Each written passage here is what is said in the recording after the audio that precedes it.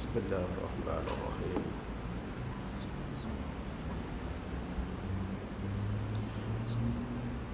Assalamualaikum warahmatullahi wabarakatuh. Tuan-tuan dan puan, kita sama-sama memulakan majlis ini dengan membaca Ummul Kitab Al-Fatihah. A'udzu billahi minasyaitonir rajim. Bismillahirrahmanirrahim. Alhamdulillahi rabbil alamin arrahmanir rahim maliki yaumiddin. Iyyaka na'budu wa iyyaka nasta'in. Ihdinas siratal mustaqim. صراط الذين أنعمت عليهم غير المغضوب عليهم ولا الضالين. بسم الله الرحمن الرحيم. الحمد لله رب العالمين والصلاة والسلام على أشرف الأنبياء والمرسلين وعلى آله وصحبه أجمعين. سبحانك لا علم لنا إلا ما علمتنا إنك أنت العليم الحكيم. رب اشرح لي صدري ويسر لي أمري واحلل عقدة من لساني يفقه قولي.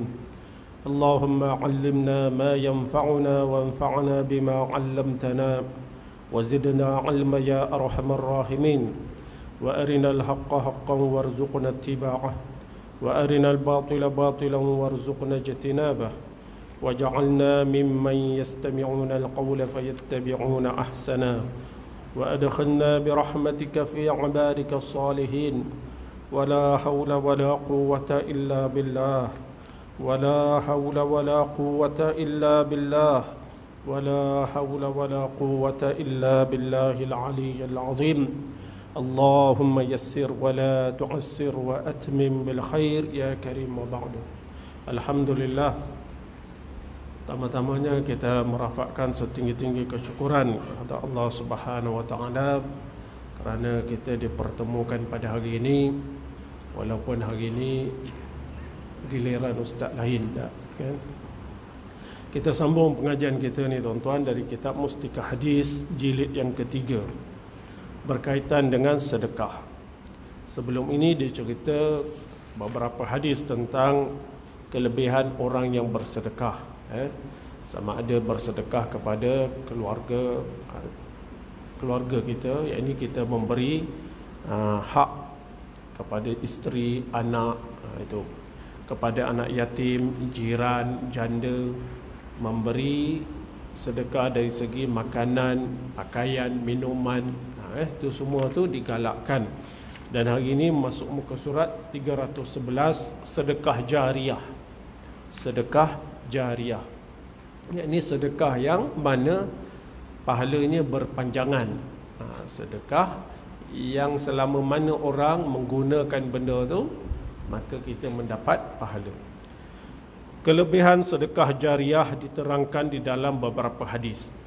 Banyak hadis-hadis yang menceritakan tentang sedekah jariah. Antaranya an Abi Hurairah radhiyallahu anhu anna an-nabiy sallallahu alaihi wasallam qala idza mata ibnu adam inqata'a amaluhu illa min thalatha, ataupun illa min thalathati asya' sadaqatin jariyah aw ilmin yuntafa'u bih aw waladin salihin yad'u lah. Rawahu Muslim wa ghairuhu. Dari Sayyiduna Abu Hurairah radhiyallahu an bahawa Nabi sallallahu alaihi wasallam telah bersabda, apabila seseorang anak Adam meninggal dunia, putuslah amalnya. Makna habislah amalnya. Amal yang mana? Amal yang dia buat sendiri tu. Dia semayang, kalau meninggal habislah, kan? Dia bantu orang, bila meninggal habislah amalan dia. Pahalanya setakat tu je. Dia puasa, setakat tu je lah. Tidak berterusan pahalanya, Melainkan kecuali 3 perkara. Yang ini pahalanya berterusan. Pertama, sedekah jariah atau ilmu yang memberi manfaat kepada orang lain, atau anak yang saleh yang berdoa untuknya. Ini 3 perkara yang mana digalakkan supaya kita ni perhati baik-baik 3 benda ni, supaya kita sentiasa mendapat pahala yang mengalir walaupun kita telah meninggal dunia. Ini kena banyak carilah ni, kena memperbanyakkan benda ni kan.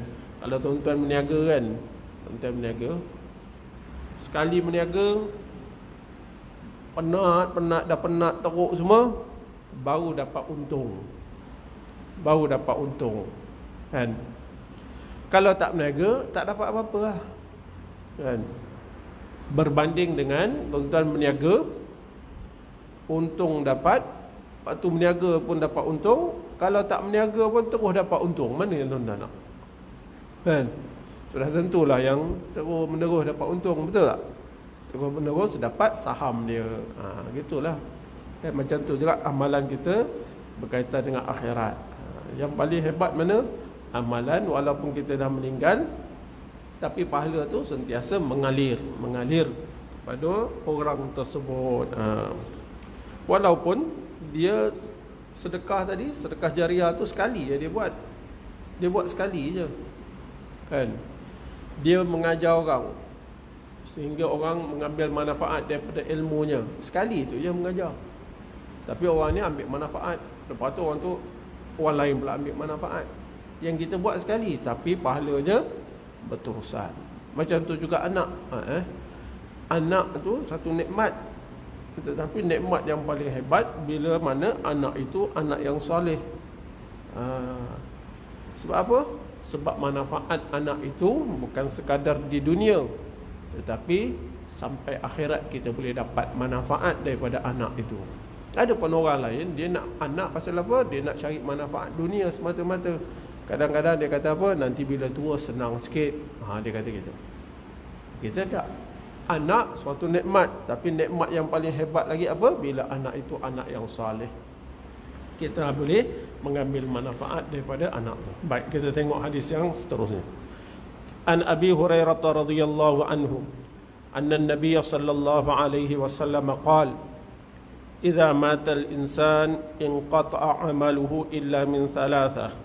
Illa min sadaqatin jariyah aw ilmin yuntafa'u bih aw waladin salihin yad'u lah." Rawahu Imam Ahmad.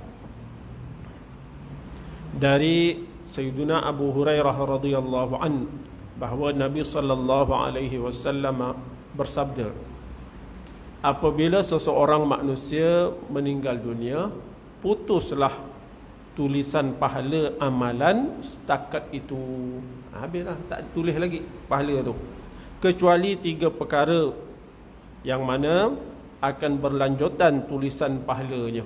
Tulisan pahalanya berlanjutan, iaitu sedekah jariah atau ilmu yang memberi faedah kepada orang lain, atau anak yang saleh yang berdoa untuknya. Kita baca dulu.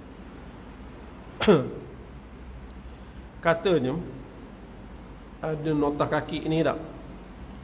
Yang tadi kata apabila seseorang manusia mati, putuslah tulisan pahala amalan setakat itu kan. Kata di nota kaki ini hanya mengenai pahala amalnya sendiri. Amal sendiri habislah pahala.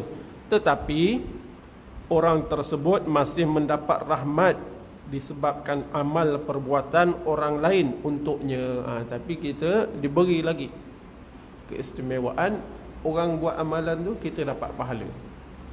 Ini ada yang tak terima kan. Antaranya apa? Dan kerana itulah ia disembahyangkan jenazahnya. Orang sembahyang jenazah tu kan, kita dapat tak? Orang yang meninggal tu dapat tak sesuatu daripada sembahyang orang tadi? Dapat manfaat ke tak dapat manfaat? Dapatlah kan.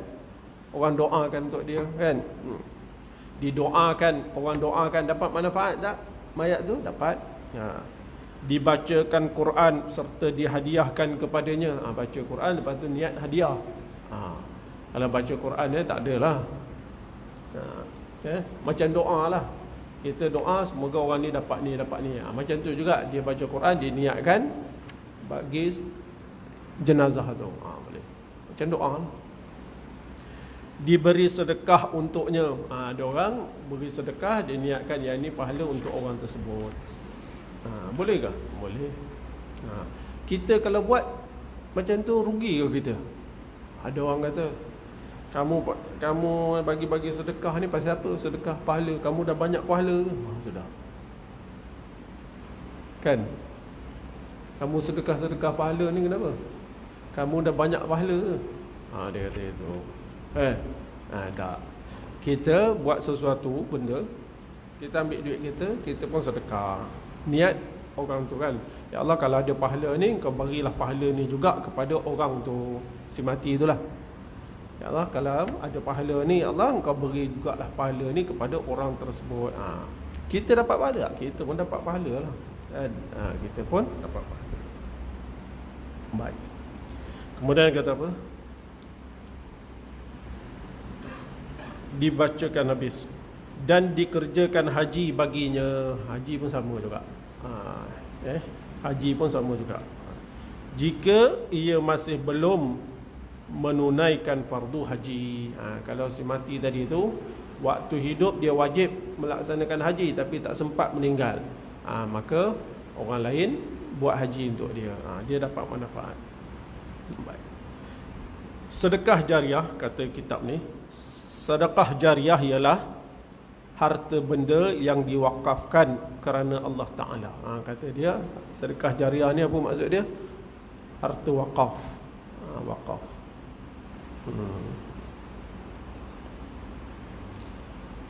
Pertama, mewakafkan sebuah kebun bersama hasil tanamannya untuk kebajikan umum.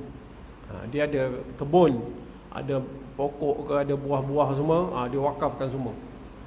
Atau mewakafkan sebidang tanah untuk menjadi tapak masjid, surau, rumah anak yatim, madrasah, sekolah dan sebagainya. Yang ni dia ada tanah, dia wakafkan. Yang ni selama mana orang ambil manfaat daripada tanah tersebut, maka selama itulah pahalanya.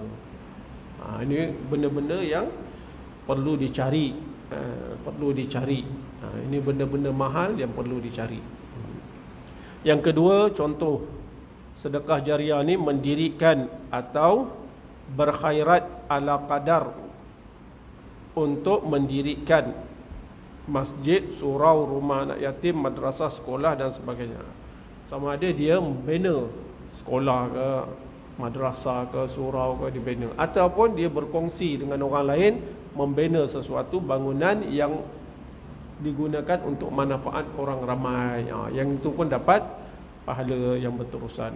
Ketiga, mendirikan rumah wakaf untuk kaum kerabat sahaja atau umum untuk orang-orang miskin yang memerlukan tempat berteduh, atau untuk disewakan dan hasilnya dikhairatkan untuk kebajikan umum. Dia ada rumah, dia bagi sewa.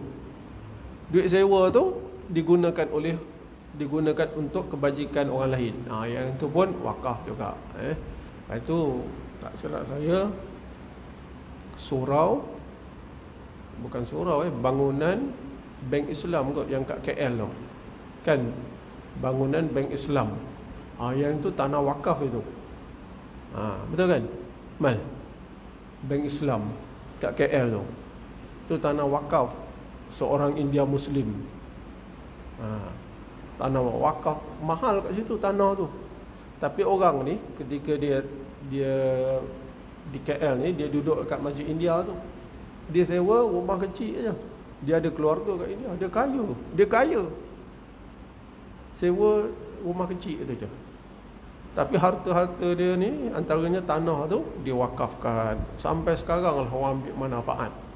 Pasal tu surau tu dia panggil surau, kat Bank Islam tu ada surau. Bani Haji apa tak ada nama orang tu lah. Sampai sekarang orang ambil manfaat. Orangnya hidup biasa je, orang pun tak berapa kenal. Tapi dia ada jenis fikir tentang akhirat dia. Padahal mahal tanah kat situ. Ini orang-orang yang memikirkan akhirat dia. Yang keempat, mendirikan rumah musafir khanah untuk persinggahan orang-orang musafir yang memerlukan. Makna senang cerita apa sahaja yang kita buat untuk diambil manfaat oleh orang lain, maka yang itu boleh jadi sedekah jariah. Tak? Betul?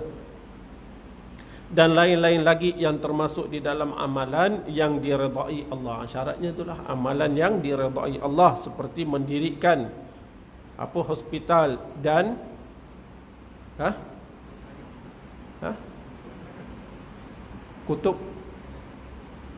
kutubkhana, perpustakaan, mencetak Al-Quran dan kitab-kitab Islam serta buku-buku pengetahuan yang berguna dan sebagainya. Apa sahaja benda yang boleh diambil manfaat dan benda itu pula diredai Allah, maka boleh dikategorikan sebagai sedekah jariah. Amalan wakaf di dalam Islam ini telah bermula semenjak zaman Rasulullah sallallahu alaihi wasallam. Nota kaki ini kata wakaf yang mula-mula dalam Islam ialah yang dilakukan oleh Sayyiduna Umar Ibn Khattab radhiyallahu an. Itu wakaf yang mula-mula dan telah berkembang di negara-negara Islam hingga hari ini, dan seterusnya. Malah ada yang telah membentuk kementerian wakaf di negara masing-masing untuk urus wakaf ni. Ya, nak urus wakaf. Selagi harta benda yang diwakafkan itu masih wujud dan dinikmati faedahnya oleh umum, maka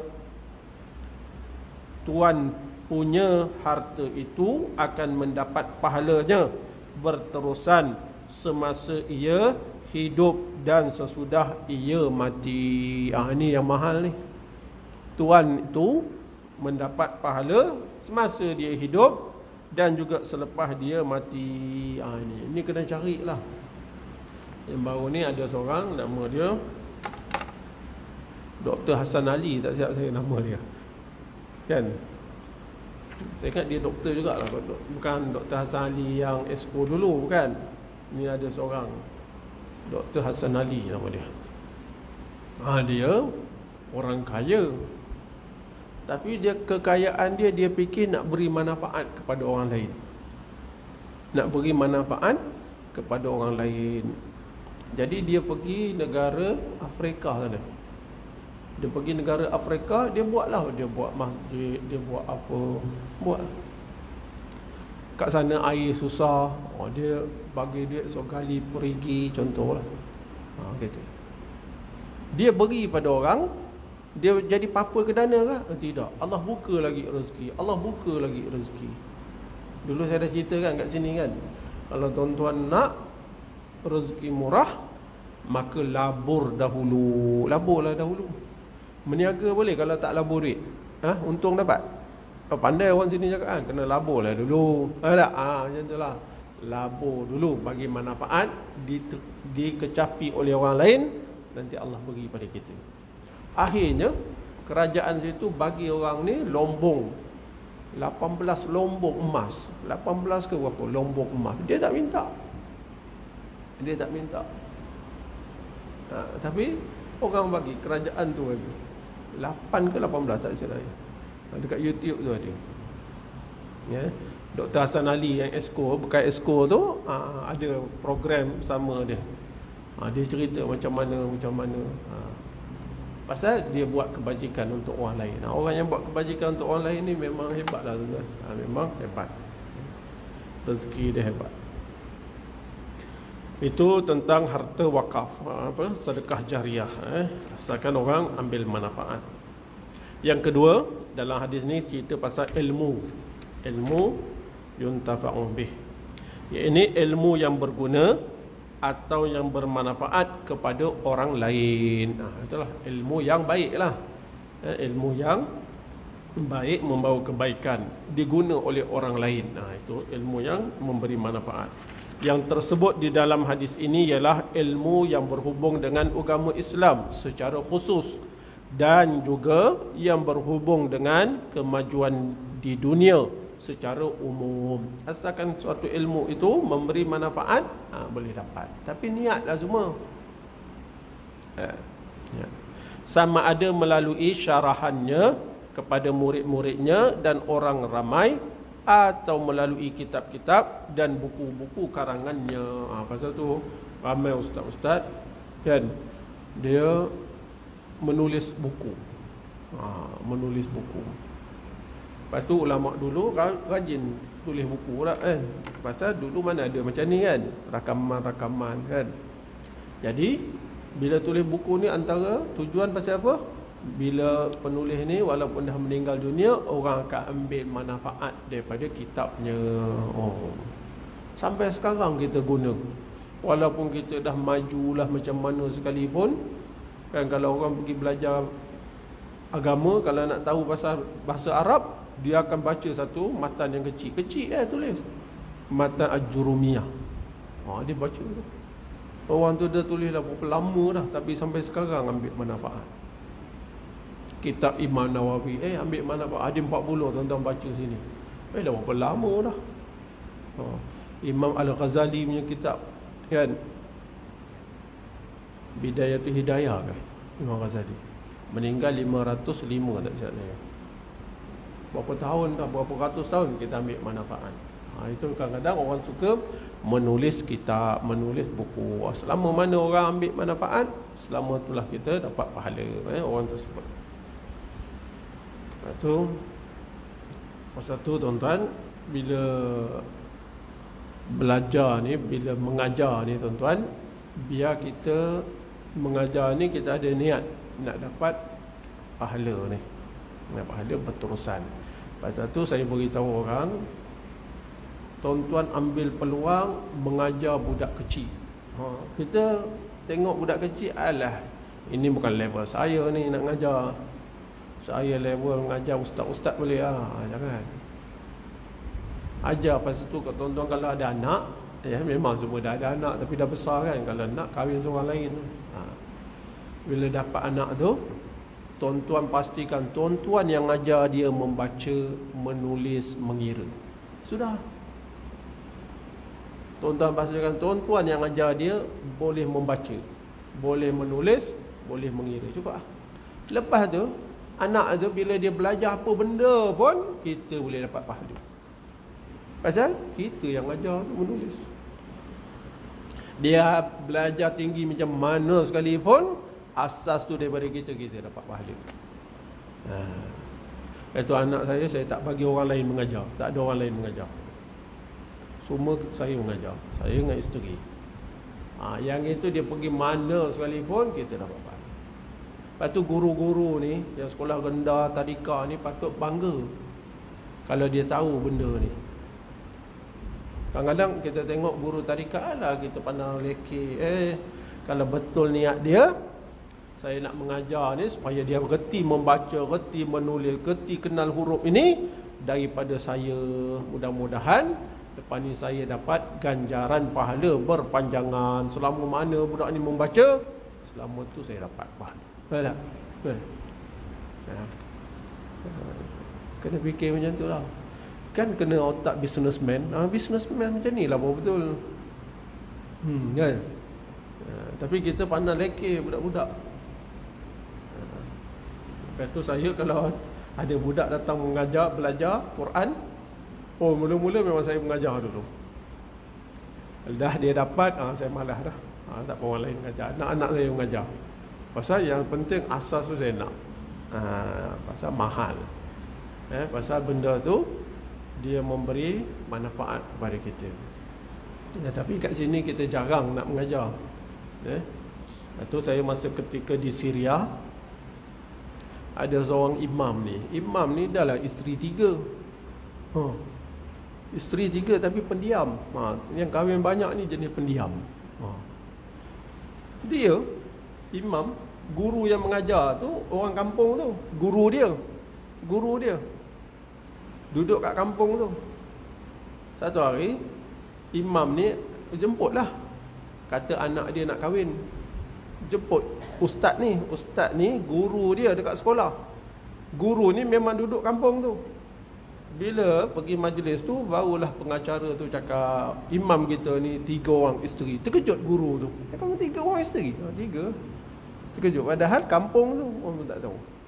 Jadi imam ni dia rajin sangat mengajar budak-budak. Sehingga kan anak saya ni pun dia suruh datang, dia suruh hantar. Dia kata, hantarlah anak kamu ni kat rumah saya, hantar anak kamu kat rumah saya. Saya pun satu hari hantar dia. Nak sangat. Saya pun tanya dia, kenapa kamu beria-ria sangat nak mengajar budak-budak ni? Kan? Mengajar kat rumah dia, tempat dia tidur kat situ. Dia kata, saya suka mengajar budak-budak ni supaya dia boleh baca melalui saya.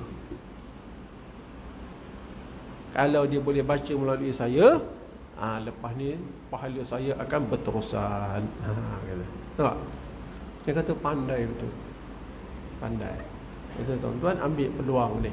Kita nak buat apa tuan-tuan? Ini yang paling senang. Mengajar anak tu senanglah tak? Yang lain ni kena keluar harta. Satu lagi anak yang soleh didik. Ini carilah peluang tuan-tuan. Kita mengajar seseorang yang mana benda ilmu tu dia boleh ambil manfaat. Kalau kita nak mengajar ceramah-ceramah syarahan ni bukan semua orang, kan? Bukan semua orang boleh. Tapi rahmat Allah itu luas. Bukan semua orang boleh bercakap, tapi ada orang rakam. Orang yang rakam ni orang lain dengar. Dapat pahala ke tidak? Takut nak jawab.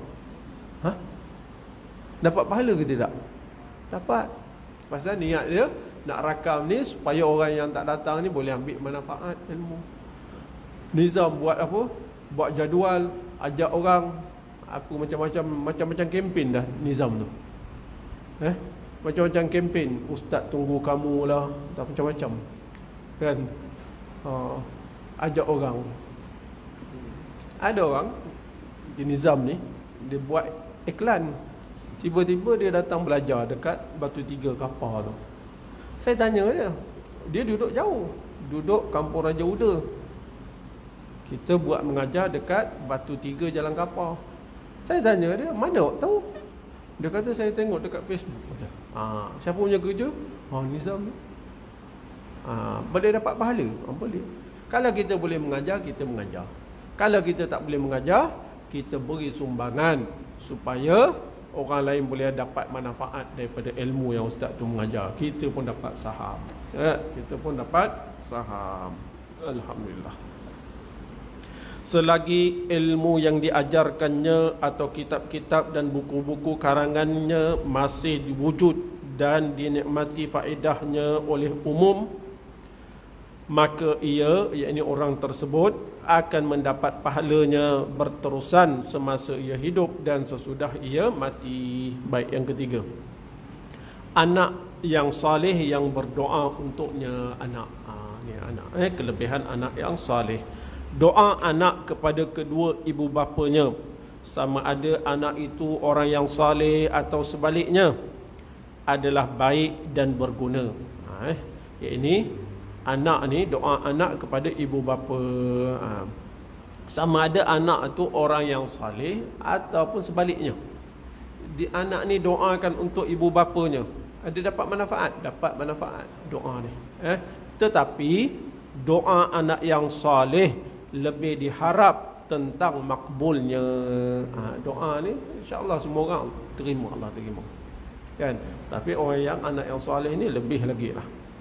Sebab itulah Rasulullah sallallahu alaihi wasallam menarik perhatian tentang kelebihan anak yang saleh di dalam hadis ini, supaya ibu bapa mendidik anak masing-masing dengan sebaik-baiknya hingga anak itu menjadi orang yang berjaya di dunia dan berjaya di akhirat. Alangkah untung kalau anak ini ingat kepada ibu bapanya. Kan? Tapi biasa nak doa tu waktu bila? Semayang lah tak? Kan? Ada juga orang doa waktu tak semayang pun dia doa juga, tapi payah-payah lah sikit tu lah. Tapi biasanya lepas semayang. Yang semayang pun kadang-kadang lupa nak doa, tak?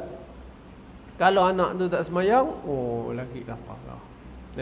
Lagilah kesian ibu bapa. Sedangkan ibu bapa itulah bersusah payah mendidik anak ni. Kadang-kadang kita silap ibu bapa. Pasal ibu bapa ni pun tak harap anak ni dapat memberi manfaat kepadanya ketika ayah ni dah masuk dalam kubur, dia sendiri tak terfikir benda tu, dia nak ambil manfaat. Yang dia fikir apa? Nanti kalau tua dia senang, nanti kalau ni anak ni ada, dia bangga. Dia tak fikir pun, dia pun tak harap anak ni boleh beri manfaat sampai kat dalam kubur tu, tak. Nah, itu kadang-kadang tak dapat. Kadang-kadang kita, orang ni tak dapat manfaat tu sebab dia pun tak terfikir nak dapatkan manfaat tersebut. Lepas tu apa yang kita niat, Allah bagi. Apa yang kita niat, Allah bagi. Kita nak niat, kita nak anak untuk apa? Niat nak dunia, Allah bagi. Manfaat dunia lah dapat. Kalau kita nak supaya boleh dapat manfaat dunia akhirat, Allah bagilah manfaat dunia akhirat.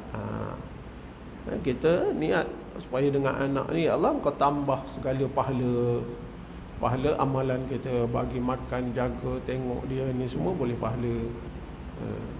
Ilmu kita beri supaya kita semua dapat pahala yang berterusan itu.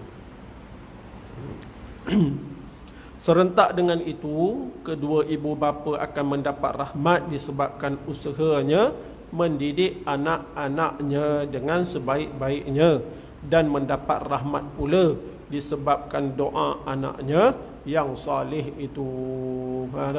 Anak doakan untuk ibu bapa ni. Kita hidup lagi, anak tu dah doa, Rabbighfirli, Rabbana ighfir lana, kan, dzunubana wali walidina. Anak tu waktu kita hidup lagi, dia dah doakan, ya Allah, Engkau ampunilah dosa kami, dosa kedua ibu bapa kami. Seronok ke kata? Seronok lah. Seronok lah.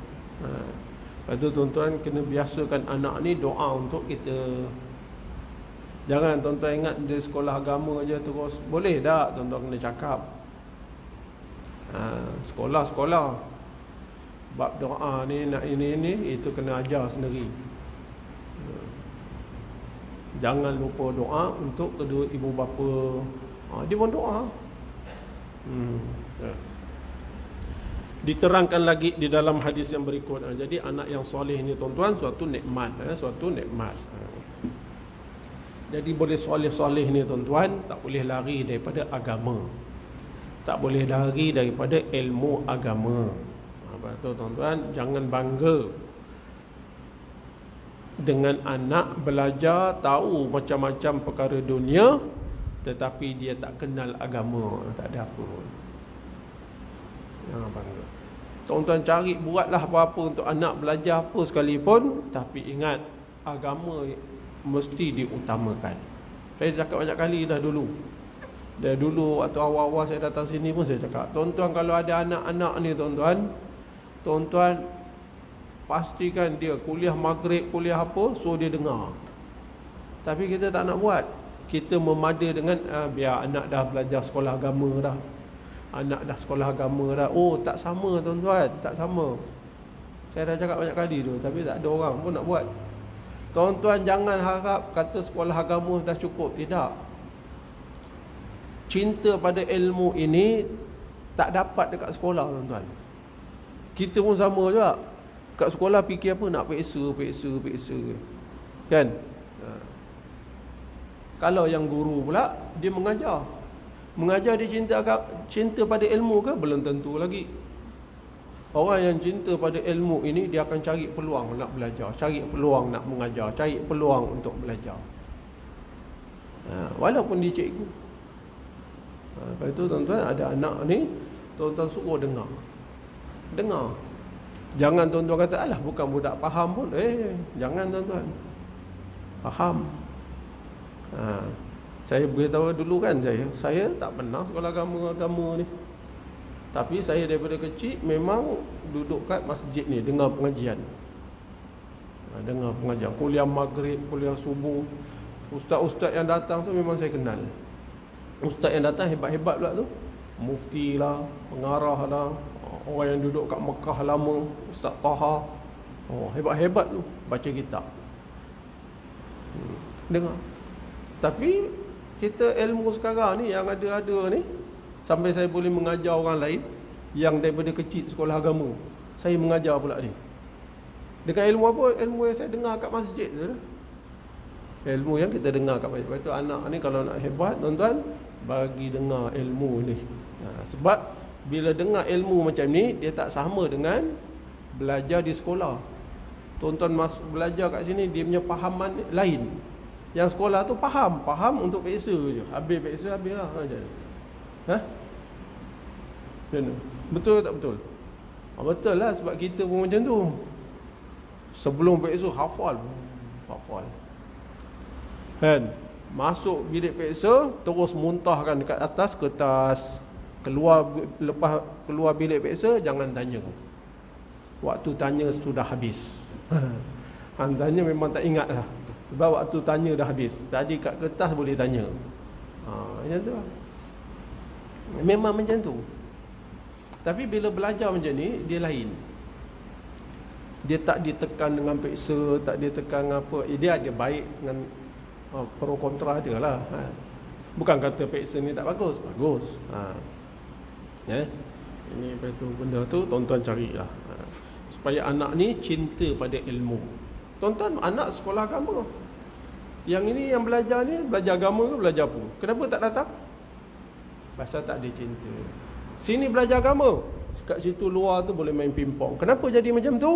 Anak tak ada cinta pada agama. Dia belajar agama, tetapi tak ada cinta pada agama. Kan sini mengajar, situ main pingpong. Kenapa? Budak sekolah agama belaka. Pasal tu didik supaya cinta pada ilmu. Didik anak ni cinta pada ilmu. Diterangkan lagi di dalam hadis berikut, an Abi Hurairah radhiyallahu anhu qala Rasulullah sallallahu alaihi wasallam, inna Allah azza wa jalla la yarfa'u ad-darajata lil 'abdi as-salih fil jannah fa yaqul ya rabbi anna li hadhihi fa yaqul bi istighfari waladika lak. Rawahu Imam Ahmad.